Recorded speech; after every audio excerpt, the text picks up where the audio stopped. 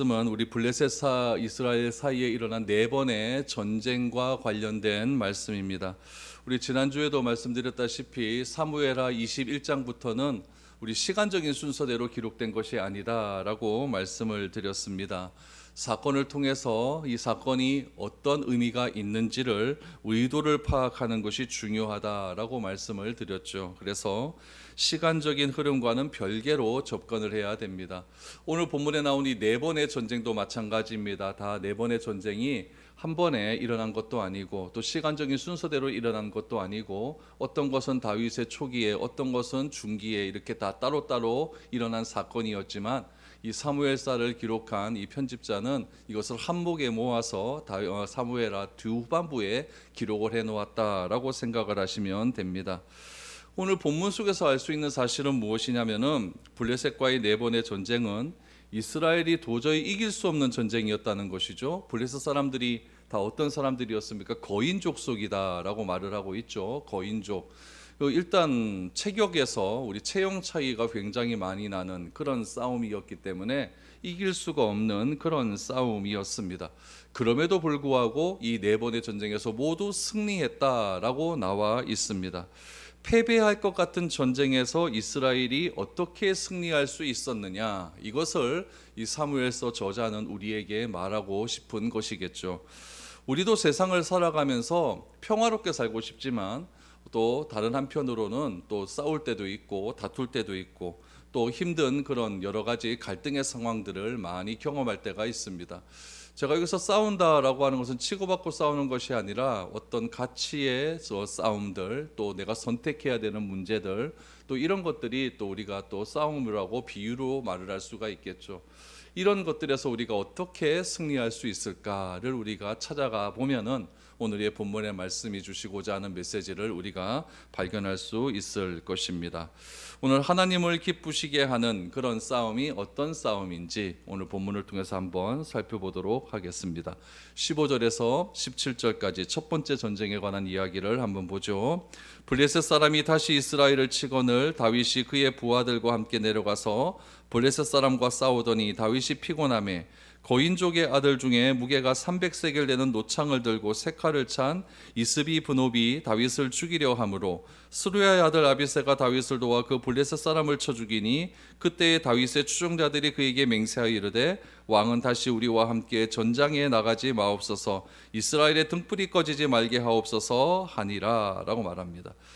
다윗이 어떻게 이 전쟁에서 승리할 수 있었을까요? 여러분 어떤 패턴을 하나 찾을 수가 있는데 그것은 무엇이냐면은 블레셋과의 전쟁, 또 블레셋 사람은 다 거인족이었다. 그런데 거기서 등장하는 네 명의 사람이 나온다라는 이야기죠. 이 네 명의 사람에 의해서 승리할 수 있었다라는 이야기입니다. 그러므로 우리가 알 수 있는 사실은 무엇이냐면은 하나님의 사람이 위급한 상황에 처해 있을 때 하나님은 받는지 돕는 자를 붙여주신다라고 하는 사실입니다. 오늘 그 돕는 자가, 다윗을 돕는 자가 누구였는지 오늘 네 명을 한번 살펴보도록 하죠. 첫 번째 돕는 자는 아비새라는 사람입니다. 다윗이 블레셋과의 전쟁 도중 피곤해 있을 때 거인족의 공격을 받게 됩니다. 다윗을 죽이려고 온 거인족은 이스비 브노업이라고 하는 사람이었습니다. 그가 들고 온 무기의 무게가 뭐라고 나오냐면은 노창 무게가 300세겔이라고 나오죠. 노소로 만든 창이 300세겔, 우리로 말하면 3.5kg입니다. 3.5kg. 여러분 3.5kg 바벨을 들어도 힘들어요. 그거를 여러분 창으로 들고 나왔다. 혹시 기억하실지 모르겠는데 골리앗은 그 창이 철로 만든 거였는데 600세겔이라고 하죠. 600세겔, 7kg짜리 창을 들고 나왔다라고 이야기하죠. 그러니까 골리앗보다는 조금 힘이 덜 센 것 같습니다. 덜 세도 여러분 3.5kg짜리 창 들고 다니는 게 쉽지 않은 그런 사람이었습니다. 근데 이스비 브노비 세 칼을 차고 다윗을 죽이려고 했다라고 나와요. 세 칼, 이 세 칼이 히브리어로 뭐라고 하냐면은 하고르 하다샤라고 이야기하는데, 이 하고르 하다샤라고 하는 뜻이 무엇이냐면은 새 띠를 메었다라는 거예요. 새 띠. 우리 에베소서에 보면은 서서 진리의 띠를 띈다라고 나오지 않습니까? 띠. 요 띠가 뭐냐면은 이스라엘 사람들이 그때 고대 근동에서의 전쟁에서 띠를 맨다라고 하는 것은 승급이 되었다. 그러니까 진급했다라는 이야기예요. 그러니까 계급이 한 계급 올라갔다, 두 계급 올라갔다라고 하는 그런 의미가 담겨져 있죠. 근데 이 띠를 띠었다라고 하는 말에 칼이라고 하는 말이 등장하지 않습니까? 그러니까 원어에서는 그냥 띠를 띠었다라고 하는데 우리나라 번역할 때 칼을 차고라고 했다는 건 무엇이냐면은 우리도 장군으로 진급할 때 3정도 이렇게 딱 주지 않습니까? 마찬가지로 이때도 이렇게 자기가 승진을 하고 이렇게 더 단계가 올라가게 되면은 띠를 띠고 거기다 새 칼을 차게 된다는 이야기죠. 그럼 여러분 한번 보세요. 이것으로 미루어 보아서 이 이스비 분업은 승진을 한 겁니다. 승진을 한 거고, 그 다음에 특별 직위를 맡게 된 것이죠. 먼저 특공대 대장을 맡았던지 이렇게 대장을 맡은 것입니다. 그리고 거기에 대한 선물로 칼을 딱 하나 받은 거예요. 그러니까 이 이스비 분업이 얼마나 기세가 등등하겠습니까? 내가 반드시 이겨서 나에게 이렇게 좋은 계급을 준 이 왕에게 충성을 다하리라라고 하는 그런 전투적 태세를 가지고 이렇게 다윗을 향하여 공격해 갔다라는 것을 알 수가 있는 것이죠. 특별히 이 전쟁에서는 군인의 이름이 정확하게 나옵니다. 블레셋 사람은 이스비 분옵이라고 나오고, 우리 이스라엘 다윗의 군대는 누구였습니까? 아비새라고 나오죠. 여러분, 이 당시 군대는 어떻게 전쟁을 했냐면은 우리 골리앗과의 전쟁에서도 볼 수가 있듯이 1대1로 전쟁하는 경우가 많았어요.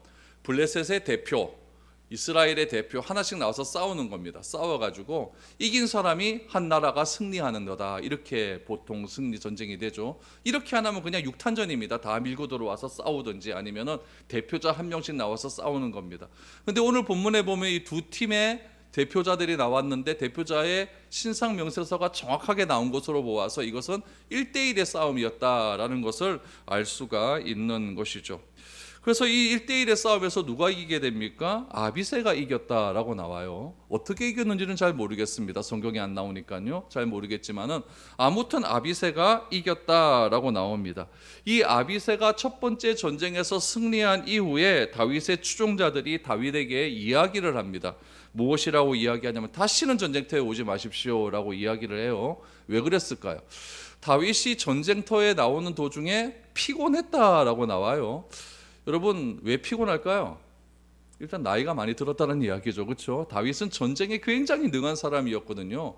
평생의 전쟁을 그렇게 많이 한 사람이었는데 이제 나이가 자꾸 들다 보니까 전쟁하는데 체력적인 어려움이 있었다라는 것을 알 수가 있게 되는 것이죠. 그래서 다윗의 신하들이 다윗에게 이제는 전쟁터에 나오지 마십시오. 당신은 이스라엘의 등불과 같은 존재입니다. 당신이 이렇게 죽게 되어서 이스라엘의 등불이 꺼지게 되면은 이스라엘은 어둠에 임하게 되니까 다윗은 더 이상 이제 전쟁터에 나오지 마시고 우리가 알아서 싸우겠습니다라고 이렇게 얘기를 하게 되는 겁니다. 이런 것으로 보아서 다윗의 인생 후반전이 굉장히 강력하게 다윗을 중심으로 왕권 체제가 잘 수립이 되었다라는 것을 알 수가 있는 것입니다. 그래서 이 첫 번째 싸움은 아비새라고 하는 사람에 의해서 블레셋과의 전쟁을 이길 수가 있었고, 하나님께서는 이 아비새라고 하는 도움을 주는 자를 붙여주셔서 다윗으로 하여금 승리할 수 있게 되었다라는 것이 첫 번째 전쟁에서 우리가 알 수 있는 대목입니다. 두 번째로 전쟁에서 하나님께서 다윗을 위해 보내준 사람은 누구냐면은 십부게라고 하는 사람입니다. 18절 말씀 보시죠. 그 후에 다시 블레셋 사람이 곱에서 전쟁할 때에 후사 사람 십부게는 거인족의 아들 중에 삽을 쳐 죽였고 라고 말합니다. 다윗이 두 번째로 블레셋과의 싸운 장소가 어디였느냐? 곱이라고 하는 얘기예요. 곱창의 곱이 아니고 곱입니다. 곱이라고 하는 곳인데 이 지명은요 구약성에서 딱 두 번 나옵니다. 18절, 19절 딱 두 번 나오는 거예요. 그러니까 지명이 정확하게 어딘지를 모릅니다. 어딘지를 모르지만은 오늘 본문과 똑같은 내용이 역대상에 나옵니다. 우리 역대상 20장 4절에 보면 이 곱이 어느 곳인지를 우리가 알 수가 있습니다. 역대상 20장 4절에 보니까 이후에 블레셋 사람과 게셀에서 전쟁할 때에 후사 사람 십부게가 키가 큰 자의 아들 중에 10배를 쳐 죽임에 그들이 항복하였더라라고 말합니다. 곱을 뭐라고 이야기하죠? 게셀이다라고 이야기를 해요. 그러니까 게셀이라고 하는 지역은 이 블레셋 지역에 있는 한 도시의 이름이거든요. 그러니까 정확한 지명이 나온다라는 거예요. 그래서 곱은 게셀이다라는 것을 알 수가 있죠. 또한 십부게는 어떤 사람이었느냐? 역대상 4장 4절 말씀을 한번 보시죠. 역대상 4장 보니까 그돌의 아버지 분우엘과 후사의 아버지 에셀이니 이는 다 베들레헴의 아버지 에브라다의 맏아들 홀의 소생이며 라고 얘기했어요. 우리가 오늘 읽은 본문의 말씀을 보시면 십부계는 후사 사람이에요. 후사 사람인데 역대상 4장 4절에 보니까 그돌의 아버지 분우엘과 후사의 아버지라고 나오지 않습니까? 이 후사의 아버지라고 하는 사람이 고향이 어디다? 베들레헴이다 라고 나와요. 그러니까 이 십부계는 누구와 고향이 같습니까? 다윗과 고향이 같다는 거예요. 다윗과 고향이 같다라는 것은 다시 말하면 무슨 말이냐면 집안 사람이라는 이야기죠. 다윗과 한 집안 사람이다. 그러니까 우리도 보면 이게 집성촌이 있지 않습니까? 한 성을 이루는 사람들이 한 곳에 모여 살듯이 이들도 베들레헴이라고 하는 한 마을에서 살았다라고 하는 것은 한 가족이었다는 것을 의미하는 것이죠. 두 번째 전쟁터에 났을 때 이번엔 하나님께서 누구를 통해서 다윗을 구원하시냐? 십부계라고 하는 다윗과 한 가족의 사람, 한 집안 사람을 통해서 하나님께서 다윗을 구원해 주셨다라고 말을 하고 있는 것이죠. 그래서 집안 사람 십부계를 통해서 블레셋 출신 거인 족속 삽을 죽여 다윗에게 승리를 안겨 주었다라는 이야기죠. 여러분 자세히 보시면은 과정은 안 나와요. 어떻게 해서 죽였다 이런 과정은 나오지 않고 승리했다라고 하는 것만 나와요. 누구와 싸워서 승리했다. 이거는 뭐냐면은 과정이 중요한 것이 아니라 결과론적으로 이겼다라는 것을 강조하기 위해서 이렇게 썼겠죠. 어떤 과정을 중요시해오겠다라고 한다면 그 과정 속에서 하나님이 어떻게 개입하셨고 어떻게 중간에 하나님께서 어떤 일들이 있었고 이거 상세하게 적었을 겁니다. 그러나 이겼다라고 하는 것은 일단 블레셋과의 전쟁에서 승리했다는 것을 강조하기 위해서 지금 이런 식으로 계속 패턴적으로 나아가고 있는 겁니다. 세 번째 전쟁에서는 또 하나님께서 어떤 사람을 보내어 주셨을까요? 세 번째 용사는 엘하난이라고 하는 사람입니다. 엘하난. 블레셋과 세 번째 전쟁한 곳도 우리 두 번째 장소와 똑같은 고비라고 하는 장소에서 게셋이라고 하는 장소에서 전쟁을 했습니다. 19절 말씀을 한번 보시죠. 또다시 블레셋 사람과 곱에서 전쟁할 때에 베들레헴 사람 아레 오르김의 아들 엘하난은 가드 골리앗의 아우 라흐미를 죽였는데 그자의 창자루는 배틀채 같았더라 라고 말합니다. 여러분 19절은요 그냥 읽으면 아무런 문제가 없습니다. 아무런 문제가 없는데 근데 여러분들이 가지고 있는 성경마다 조금씩 다를 거예요. 다른데 어떤 분을 가지고 계신 성경을 보시면은 성경을 출판하는 출판사에 따라서 조금 다르게 이게 표시가 되어 있어요. 다 개정표는 다른데 어떻게 표시가 되어 있냐면은 골리앗의 아우 라흐미를 작은 글자로 써 있는 그런 성경이 있습니다. 그러니까 라흐미까지는 큰 글자인데 그러니까 골리앗까지는 큰 글자인데 아우 라흐미 요거를 작은 글자로 써놓은 성경을 가지고 계신 분이 있을 수도 있습니다. 제 성경에는 작거든요. 요거는 어떤 특별한 의미가 있어요. 어떤 의미냐면은 히브리어 원문에는 아우 라흠이라는 말이 없는 거예요. 없는데 특별하게 요 번역을 할 때 요것을 추가적으로 번역을 했다라는 것을 강조할 때는 성경의 글자 크기가 작은 글이 있습니다. 성경을 읽다 보면 그런 것은 그런 의미로 적혀져 있습니다. 그럼 여러분 보세요. 이 작은 글자를 빼고 읽는다고 한다면 원문에는 작은 글자가 없으니까 아우 라흠이라는 말이 없으니까 요것을 빼고 읽는다면 이렇게 되는 거예요. 베들레헴 사람 아레 오르김의 아들 엘하나는 가드 골리앗을 죽였으니 라고 나와요. 가드 골리앗을 죽였으니. 그러니까 실제 원문에는 이렇게 되어 있다는 얘기예요. 번역본에는 골리앗의 아우 라흐미라고 되어 있고요.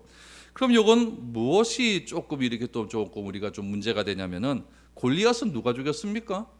다윗이 죽였잖아요. 다윗이 죽였는데 왜 엘하난이 죽였다고 말을 할까요? 이런 문제가 나오는 거예요. 이 부분에 대해서 다양한 의견이 있어요. 첫 번째 의견은 무엇이냐면은 가드의 거인족 중에서 골리앗이라고 하는 동명이인이 있었다라고 말하는 사람이 있습니다. 뭐 그럴 수 있겠죠, 그렇죠? 또 어떤 사람은 뭐라고 이야기하냐면은 엘하난과 다윗을 같은 인물로 보는 거예요. 원래 이름은 엘하난인데 집에서 부를 때는 다윗이라고 부른다라고 하는. 우리도 보면은 호적에는 따르게 이름 올라갔네. 집에서는 또 부르는 이름이 다르신 분들이 있지 않습니까? 그래서 다윗이 원래 호적상의 이름이 아니라 집에서 부르는 애칭인데 그 애칭이 너무 좋으니까 성경에도 다윗이라고 이야기했다라고 말하는 사람도 있습니다. 그런데 여러분, 이런 두 가지의 의견들이 다 잘못되었어요. 이 성경은 뭘로 풀어야 될까요? 성경으로 풀어야겠죠. 오늘 본문과 똑같은 말씀 역대상 20장 5절에 보면 이 문제에 대한 해답이 나옵니다. 역대상 20장 5절에 보니까 다시 블레셋 사람들과 전쟁할 때에 야일의 아들 엘하난이 가드 사람 골리앗의 아우 라흐미를 죽였는데 이 사람의 창자루는 배틀채 같았더라 라고 나오죠. 그러니까 사무엘 하에는 요 부분이 빠져 있는데 원문에 역대상에 보니까 요 본문이 들어가 있어요. 그러니까 이걸 번역하는 사람이 역대상 20장 5절 말씀을 근거로 해서 자기가 편안하게 읽으라고 갖다 붙여주신 거죠. 그러니까 우리가 성경을 읽을 때 굉장히 이해하기가 쉽도록 읽은 겁니다. 원문 그대로 우리가 번역을 했다면 골리앗 또 나오네? 이 골리앗 다윗이 죽였는데 왜 또 골리앗 나와? 이렇게 생각할 수가 있는데 요 번역을 하시는 분들이 역대상 말씀을 다시 한번 보니까 이렇게 라흠이라고 하는 말이 나오기 때문에 그렇게 의역을 해서 갖다 붙였다라고 여러분들이 기억을 하시면 됩니다. 그러니까 요 구절은 이렇게 되는 거예요. 가드에서 온 거인이 여러 명이 있었다는 이야기죠. 블레셋에서는 5동네가 있지 않습니까? 가드에서 온 거인이 여러 명이 있었는데 그 중에 골리앗의 아우 이름 라흠이라고 하는 사람도 거인이었는데 그도 엘하난이 죽였다라는 것을 알 수가 있죠. 그래서 한국어 성경에는 역대기의 해석을 참고해서 작은 글자를 삽입했다라는 것을 알 수가 있습니다. 세 번째 전쟁에도 하나님께서는 엘하난이라고 하는 사람을 보내어 주셔서 그로 하여금 승리할 수 있게 해주셨다라고 나옵니다. 네 번째 보죠. 네 번째가 재밌습니다. 네 번째 도움을 받은 사람이 누구냐면 요나단이라고 하는 사람입니다. 요나단은 사울의 아들 요나단이 아니에요. 요나단이 아니고 다윗의 조카입니다. 20절에서 22절을 보시죠. 또 가드에서 전쟁할 때에 그곳에 키가 큰 자 하나는 손가락과 발가락이 각기 6개씩 모두 24개가 있는데 그도 거인족의 소생이라. 그가 이스라엘 사람을 능욕함으로 다윗의 형 삼마의 아들 요나단이 그를 죽이니라. 이 네 사람 가드의 거인족의 소생이 다윗의 손과 그의 부하들의 손에 다 넘어졌더라.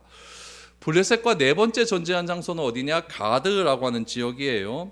이곳에서는 이름은 안 나와요. 거인의 이름은 나오진 않지만 특별한 외형을 가진 키가 큰 사람이 등장을 합니다. 그는 기형적인 외모를 가졌는데 손가락과 발가락의 합이 24개라고 나와요. 저도 초등학교 때 육손을 가진 친구가 한 명 있었어요. 여기에 손가락이 하나 더 있었어요. 지금까지 그 친구 외에는 한 명도 그 사람을 본 적이 없습니다. 그래서 굉장히 어릴 때니까 막 놀리고 그랬는데 지금 와서 생각하면 그런 애를 왜 놀렸을까라고 우리가 생각도 듭니다. 여러분 육손이 있어도 굉장히 신기한데 손가락 2개, 발가락 2개가 다 육발가락이에요. 그러니까 모두 24개죠. 여러분 그 당시에 뭔가 하나가 나보다 특별났다. 근데 키가 커요. 굉장히 피지컬이 좋아요. 그랬다고 한다면 이 사람은 뭔가 특별한 사람이라고 생각하는 그런 경우가 많이 있었습니다. 키도 크고 손가락도 나보다 많고 발가락도 많고 그러니까 이 사람이 굉장히 전쟁에서 큰 업적을 낸 장수였다라는 것을 알 수가 있는 것이죠. 그래서 손가락도 많고 발가락도 많으니까 싸움 굉장히 잘한다고 생각을 하는 거예요. 이 거인을 누가 죽입니까? 다윗의 형 중에 삼마라고 하는 셋째 형이 있는데 이 셋째 형의 아들이 요나단이에요. 이 요나단이 이 거인을 죽였다라고 나와요. 여러분 다윗은 아비새, 십부개, 엘하난, 요나단 이 네 사람의 도움으로 블레셋과의 전쟁에서 승리했다. 요게 오늘 본문의 끝입니다. 그런데 요걸로 끝내면은 이 사무엘 하를 쓴 사람의 그 의도를 잘 모르는 거예요. 뭐 이겼다. 그래 이겼는데 뭐야라고 이렇게 생각하면 끝이지 않습니까? 그러나 이 사무엘 하를 쓴 사람이 왜 이 네 번의 전쟁을 한목에 모아놔서 여기다 기록을 해 놓았을까? 여러분 사울은 평생 블레셋과 싸웠어요. 그때는 여러분 전세가 사울이 우세했을까요? 블레셋이 우세했을까요? 블레셋이 우세했어요. 사울이 블레셋과 싸울 때에 항상 이기지는 못했습니다. 그래서 사울이 블레셋과의 전쟁에서 죽지 않습니까? 그 뒤로 다윗이 왕이 됩니다. 다윗이 왕이 되고 난 다음에 블레셋과 싸우는 거예요. 그럴 때는 누가 항상 이길까요? 다윗이 이겨요. 여러분 똑같은 전쟁터에서 똑같은 무기를 가지고 똑같은 상대와 싸우는데 어떤 사람이 싸우면 이기고 어떤 사람이 싸우면 진다는 이야기예요. 왜 그럴까를 우리가 한번 살펴보아야 된다는 것입니다. 여러분, 사울의 가족은 죽었지만 다윗은 승리했습니다. 이 말은 무슨 말이냐면은 그리스도인이건 비그리스도인이건 위기의 상황은 누구에게나 온다는 이야기예요. 그러나 그 위기의 상황을 어떤 사람은 극복하는 사람이 있고 어떤 사람은 그 위기의 상황에서 주저앉는 사람이 있다라는 이야기죠. 예수를 똑같이 믿어도 어떤 사람은 이겨내고 어떤 사람은 실패하는 경우를 우리가 많이 보지 않습니까? 그럼 여러분, 4번의 블레셋과의 전쟁, 블레셋의 군사는 거인족들이 중심입니다. 그들과 싸워야 하는 다윗입니다. 그러면 다윗의 눈에 보이는 환경은 분명히 이거는 질 것과 같은 그런 전쟁이었다는 이야기죠. 그런 전쟁을 다윗이 어떻게 승리할 수 있었는가? 단순히 하나님께서 보내신 사람 때문에 승리할 수 있었을까? 물론 맞습니다. 그러나 중요한 것은 무엇이냐면은 다윗이 이 전쟁을 어떻게 바라보는가가 중요한 겁니다. 예수 믿는 사람은 자기에게 위기가 찾아왔을 때 이 위기를 어떠한 방식으로 바라보는가가 중요하다는 이야기죠. 그렇다면 다윗은 이 전쟁이 일어날 때마다 어떻게 그 상황을 바라보고 있었을까요? 이미 다윗은 어린 시절 골리앗과 전쟁을 할 때 골리앗 앞에서 두려워 떠는 이스라엘 백성들 앞에서 어떻게 골리앗을 두려워하지 않고 싸웠는지를 이렇게 설명을 하고 있습니다. 사무엘상 17장 36절에서 37절 말씀을 보시기 바랍니다. 주의 종이 사자와 곰도 쳤은즉 살아계시는 하나님의 군대를 모욕한 이 할례받지 않은 블레셋 사람이니까 그가 그 짐승의 하나와 같이 되리이다. 또 다윗이 이르되 여호와께서 나를 사자의 발톱과 곰의 발톱에서 건져내셨은즉 나를 이 블레셋 사람의 손에서도 건져내시리이다. 사울이 다윗에게 이르되 가라, 여호와께서 너와 함께 계시기를 원하노라. 다윗이 전쟁터에 나가겠다고 하니까 사울이 말립니다. 너 그렇게 나가선 죽어, 안 돼 라고 말리죠. 이때 다윗은 어린아이 아니었습니까? 그리고 골리앗은 3m가 넘는 거인이었고 아이와 싸우는 건 이거 승패는 뻔한 싸움이었거든요. 그때 다윗이 사울을 설득하는 근거를 뭘로 대느냐? 내가 목동이었다는 이야기죠. 목동이었을 때 양떼를 돌볼 때 사자와 곰이 막 양떼를 죽이려고 그렇게 막 달려들었다는 이야기죠. 그때 다윗이 이야기합니다. 하나님의 도움으로 내 양떼를 지킬 수 있었다라고 이야기를 하는 것이죠. 그러므로 다윗은 골리앗과의 싸움에서도 하나님께서 싸우신다라고 하는 믿음이 있었던 거예요. 내가 싸우는 것이 아니라 하나님이 싸우신다라고 하는 믿음이 있었다는 거죠. 결국 이 세상의 갈등과 어려움을 내 갈등과 어려움으로 해석하느냐, 하나님께서 하시는 갈등과 어려움으로 해석하느냐, 여기에 전쟁의 승패는 결정된다는 이야기입니다. 다윗은 하나님이 하시는 싸움을 하나님께서 자신의 이름을 위하여 싸운다고 하는 겁니다. 하나님의 이름은 영광을 받으셔야겠죠. 그 하나님의 이름을 위하여 하나님이 자기를 위하여 싸우신다고 하는 분명한 신앙 고백이 있었어요. 그래서 사무엘상 17장 45절 골리앗과 싸울 때 이렇게 얘기하죠. 다윗이 블레셋 사람에게 이르되 너는 칼과 창과 단창으로 내게 나아오느냐? 나는 만군의 여호와의 이름 곧 내가 모욕하는 이스라엘 군대의 하나님의 이름으로 내게 나아가노라. 아멘. 다윗은 어린 시절부터 자기가 직업 속에서 경험했던 그 하나님이 자신의 이름을 걸고 싸운다는 사실을 분명하게 체험하고 경험할 수 있었다는 이야기입니다. 그러므로 우리에게 있어서 중요한 것은 문자적인 하나님이 아니에요. 문서에 적힌, 성경에 글로 적힌 그 하나님이 아니라 그 하나님이 나에게 어떻게 체험적으로 역사하는가, 이것이 중요한 것 아니겠습니까? 여러분, 우리가 성령 충만을 간구하잖아요. 성령 충만을 문자적으로 보면 어떻게 얘기할까요? 이 컵에 물이 달랑달랑한 상태, 이것이 성령 충만입니다. 그러나 이 성령 충만을 성령은 어떻게 이야기하느냐? 그 배에서 생수의 강이 흘러 넘치는 것으로 이야기하고 있다는 이야기입니다. 생수의 강이 흘러 넘치기 위해서는 내 안에서 성령이 샘솟듯 솟아나야 된다는 이야기예요. 그것을 체험한 사람과 문자적으로 정의로 아는 사람과는 다르다는 이야기죠. 다윗은 하나님을 어떻게 알고 있었습니까? 자기 삶 가운데 체험적으로 알고 있었다는 거예요. 자기의 양을 지킬 때에 곰과 사자가 왔을 때 하나님께서 자기의 양을, 다윗이 지키는 양을 하나님의 이름을 걸고 지켜주셨다. 나는 이 체험이 있기 때문에 나는 저 블레셋 사람 할례 받지 않는 저자와의 싸움도 하나님의 이름을 위하여 싸운다는 사실을 나는 분명히 믿고 나아가겠다.